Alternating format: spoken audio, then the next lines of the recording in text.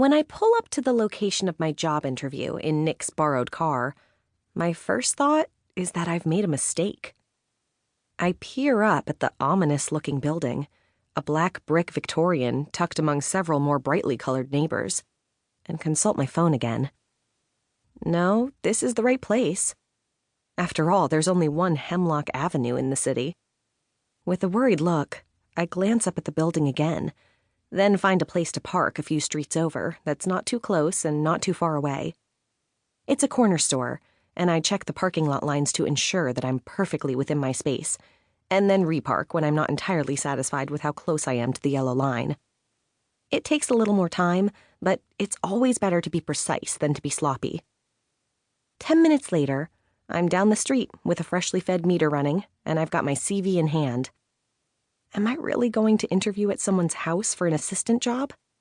I'm a little uneasy at that, but it's for a gaming company, and those sorts of people are notoriously quirky, I think. I check the address one more time before I move up the steps and ring the doorbell, smoothing my skirt with sweaty hands. Up close, the building seems a little more imposing, with dark burgundy curtains covering every single window and not letting in a peep of light. The stairs up to the door have an ornate black iron railing, and even the door knocker looks like something out of a horror movie, all vines and animal heads. Someone has a goth fetish, clearly. The door opens, and I'm startled to see a woman about my age, in jeans and a t-shirt, proclaiming her favorite baseball team. Her hair's pulled back into a bedraggled ponytail, and she's not wearing a stitch of makeup. She's also about 20 months pregnant, if the balloon under her shirt is any indication. "You must be Regina," she exclaims with a warm smile, rubbing the bulge of her stomach. "Hey there, come on in." I'm horribly overdressed. I bite my lip as I step inside, painfully aware of the clack of my low-heeled pumps on the dark hardwood floors. I'm wearing a gray jacket over a white blouse and a gray pencil skirt, and I have to admit, the feeling that I'm in the wrong place keeps hitting me over and over again. I don't normally make these mistakes. I like for things to go perfectly. It's the control freak in me that needs that satisfaction.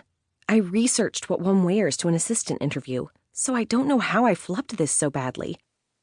I want to check the ad one more time, but after rereading it over and over for the last 3 days, I know what it says by heart. Spellcraft expertise wanted. Assistant required. Excellent pay for familiar. I mean, I've been a fan of the game Spellcraft the Magicking since I was a teenager. I have thousands of dollars of cards, and even placed second in a local tournament once. Sure, I was playing an 8-year-old, but he had a good deck. Heck, I've even brought my favorite deck with me in my purse in case they think I'm bluffing about my love for the Spellcraft game. So, am I qualified? Fuck yeah, I am. I can be an assistant to someone that works for the Spellcraft the Magicking company. It's kinda my dream job. Well, my dream job is actually to work on the cards themselves, but I'm not experienced enough for that, so being an assistant would be the next best thing. But I'm smart, I'm reasonably educated, I'm good with spreadsheets, and I'm excessively organized. Some might say obsessively, but I ignore haters. I smile at the pregnant woman, suspecting she's the one I talked to on the phone. "You're Lisa?" "That's me." I hold up my CV, tucked into a fancy leather-bound folder.